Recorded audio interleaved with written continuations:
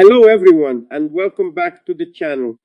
Today we are diving deep into the heart of British culture by exploring the language of the Archers, the world's longest running radio soap opera, which has been the heartbeat of the countryside since 1951.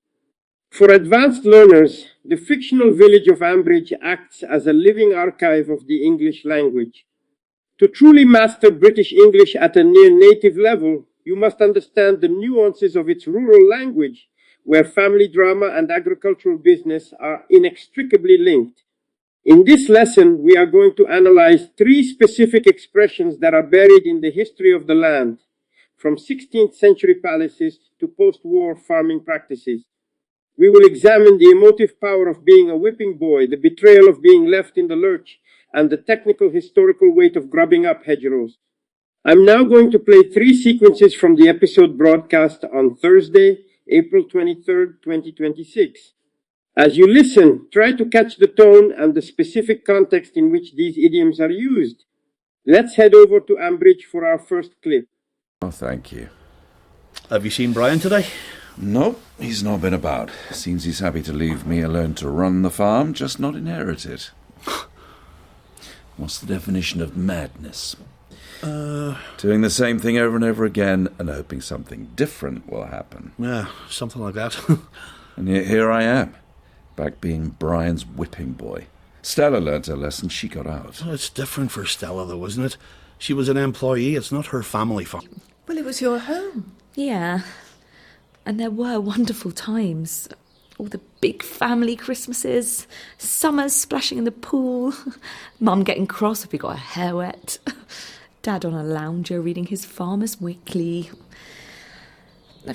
Maybe that's the reason he couldn't move back. What, too many memories?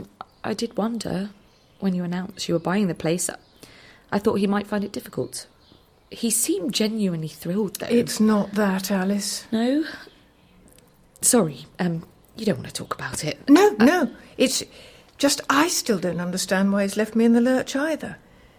Even when he tried to convince me to take him back, he still couldn't come up with a decent explanation. Okay, as long as you're sure.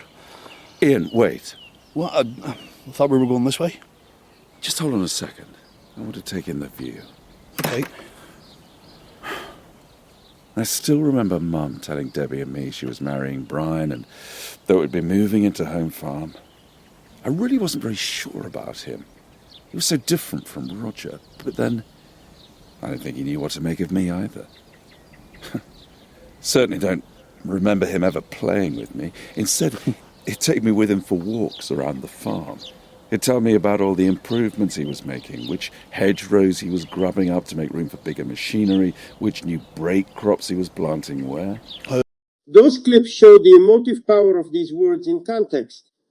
To reach true fluency, we'll now unpack the history buried beneath them, from 16th century royal courts to the post-war reshaping of the British landscape. Let's dive into our detailed analysis.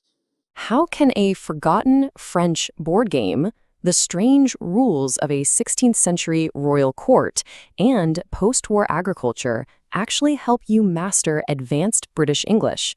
Well, if you really want to move beyond the textbook and get to true fluency, you have to get your hands dirty. So that's exactly what we're going to do. Our guide on this journey is something pretty special. The world's longest-running radio soap opera, The Archers. Seriously.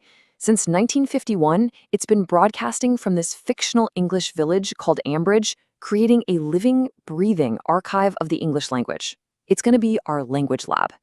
And what makes this world so incredibly rich for us is this collision of two worlds you might not expect to see together. On one side, you've got all this high-stakes family drama. We're talking personal betrayals, village gossip, the whole shebang. And on the other, you have the very real physical business of agriculture, with all its history and its deep connection to the land. You know, to truly get the culture, you have to master the language that was born right where these two worlds crash into each other. So let's kick things off with a moment of pure personal betrayal, a phrase that just perfectly captures that awful, sinking feeling of being completely and utterly abandoned. Okay, so let me introduce you to Miranda. She and her partner, Brian, just bought a new house. The contracts are all signed. She's already moved in. But then Brian backs out at the very last second, leaving her totally alone. Listen to what she says. I still don't understand why he's left me in the lurch either. Left in the lurch. It means to be abandoned in a really tough spot, right when you were counting on someone the most. It's such a powerful way to talk about unreliability. But where in the world does a phrase like that even come from? Well, this is where it gets really interesting. Believe it or not, it all started centuries ago with an old French board game called lurch, which was kind of like backgammon. If your piece was trapped in a losing, absolutely hopeless position on the board, you were in the lurch. And over time, that phrase just jumped right off the game board and into real life, describing a person trapped in a hopeless situation. It's a perfect example of how language can evolve from just a game to describing real pain. This is the brief on the idiom to be left in the lurch. Picture Miranda. She just exchanged contracts on a house, expecting Brian to join her, only for him to back out at the literal last second. It's the ultimate example of sudden betrayal. And today we're going to unpack the emotional weight of this phrase, its wild history, and its modern usage. First, let's talk about the definition. To be left in the lurch means someone abandons you in a tough spot with zero warning, right when you're counting on them most. Honestly, it's like carrying a heavy couch up a flight of stairs, and your friend suddenly lets go of their end. It's visceral. Second, check out the surprising etymology. It actually comes from an old French game called lurch, which was kind of like backgammon. In the game, if you were left in the lurch, you were stuck in a completely hopeless position on the board. So how exactly did getting cornered in a vintage tabletop game become our go-to phrase for absolute real-world betrayal? Well, finally, we look at its modern usage. In British English, it operates as a super strong expression of betrayal, but it's incredibly adaptable. The exact same words apply perfectly to a romantic disaster like Brian and Miranda, or corporate sabotage like a business partner bailing and leaving you with all the debt. You'll also hear synonyms like being left high and dry or in a bind. Whether it originates from a 16th century board game or a modern-day real estate disaster, being left in the lurch means you've been unfairly forced to face the music all by yourself. Okay, so from a sudden personal betrayal, let's switch gears. We're going to move to our next expression, which takes us deep into the complex and often unjust power dynamics of a family farm. This is Adam. He's Brian's son-in-law, and he works on the family farm. Now, Adam is an expert, but he feels constantly undervalued, always taking the blame for the family patriarch, Brian. You can just hear the deep frustration in his voice when he says, "And yet here I am, back being Brian's whipping boy." So, a whipping boy is someone who takes the punishment for another person's mistakes. The definition itself seems pretty straightforward, right? But its origin story is anything but. It is actually pretty shocking. So get this. Back in the 16th and 17th centuries, royal tutors had a bit of a problem. A prince was seen as being appointed by God, by divine right, so you couldn't just hit him when he messed up his lessons. The solution they came up with? They brought in another boy, a whipping boy, to be educated right alongside the prince. And whenever the prince made a mistake, the whipping boy got punished instead. It's incredible how that physical violence from the past has evolved into the psychological games we still see in workplaces today. Now, this is absolutely crucial for advanced learners, knowing the difference between a whipping boy and a scapegoat. See, a scapegoat is often blamed for a single, one-off event. It's opportunistic. But calling someone a whipping boy, that implies something much deeper. It implies a long-standing systemic relationship of abuse built into an established power dynamic, exactly like the one between Adam and Brian. This is the brief on the expression a whipping boy. Today, we're unpacking the heavy emotional weight behind this phrase, using a pretty toxic family farm dynamic from the classic BBC drama The Archers to show exactly why it matters. First, let's look at the literal historical origins. Back in the 16th and 17th centuries, royal tutors were completely forbidden from physically hitting a prince. So, a young boy was educated right alongside the royal, specifically to take the physical punishment for the prince's mistakes. It's kind of like being a literal historical proxy server for pain. Second, that history directly brings us to its modern, highly emotive definition: someone who is constantly blamed for the incompetence of others.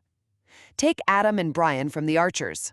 Adam has the actual farming expertise, but he feels trapped, taking all the blame for the patriarch, Brian. Now, you might be wondering why use such an intense phrase instead of just saying you're annoyed?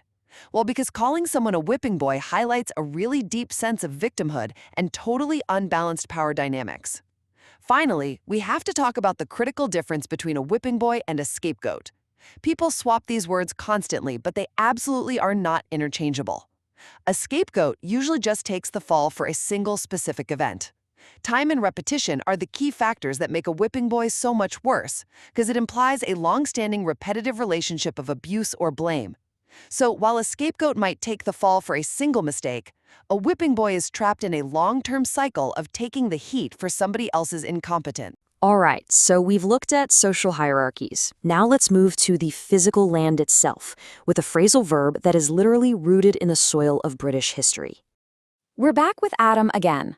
But this time, he's remembering his childhood when Brian would tell him about all the changes he was making on the farm. He recalls which hedgerows he was grubbing up to make room for bigger machinery. So what does it actually mean to grub up? This isn't just digging, not at all. It's about aggressively ripping something out, completely from the roots, all for the purpose of clearing a piece of land. And here's the key difference. You can clear land, right? That's more of a surface level job. But to grub up something, that is a far more violent, total extraction. We're talking about ripping out the entire root system so that absolutely nothing, not a single trace, is left behind. And this one little phrasal verb, it brilliantly unlocks a huge and, frankly, controversial chapter in British agricultural history.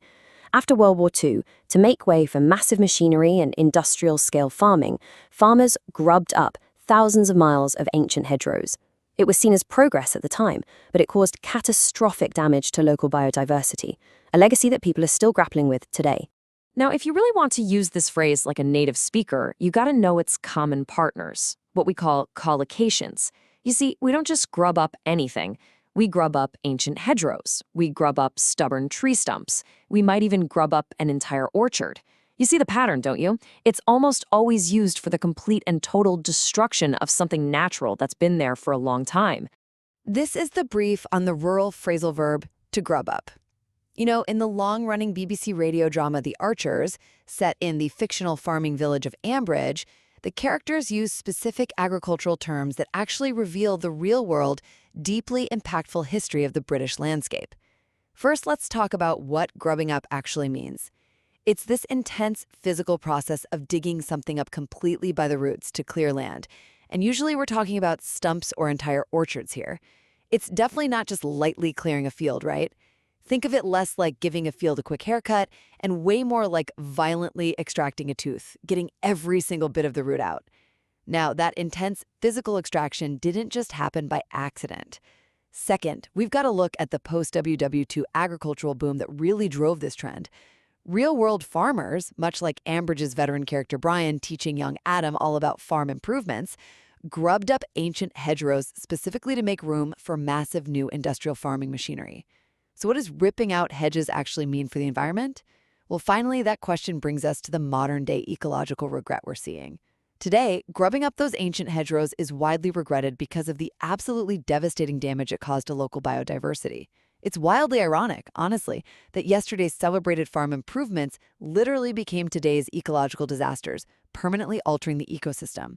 Ultimately, a simple phrase like grubbing up unearths the complex and sometimes destructive evolution of modern agriculture. Okay, so we've looked at a sudden betrayal that comes from a board game, a systemic injustice from a royal court, and a violent act against the land itself. 3 totally different expressions. So, what on earth connects them?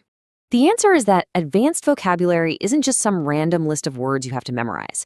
It actually exists on a spectrum. As this chart shows so well, these phrases map out a whole landscape of human experience. We can see everything from an opportunistic emotional betrayal, like being left in the lurch, all the way to a systemic emotional injustice, like being a whipping boy, and it even goes to a systemic physical action with deep historical roots, like grubbing up the land. It all fits together. So what's the big takeaway from all this? It's that true fluency is never just about memorizing words from a list. It's always contextual. It's buried deep in the history of forgotten board games, in the brutal hierarchy of royal palaces, and in the very soil of the English countryside. And I guess the final thought to leave you with is this. To truly speak the language, you have to understand the land and all the history it holds. Thank you for watching our exploration of advanced British English through the latest events at Meadow Farm. If you found this lesson helpful for your English studies, please like the video, comment below with the idiom you found most useful, and subscribe to our channel to stay updated on our future content. Thank you for your support.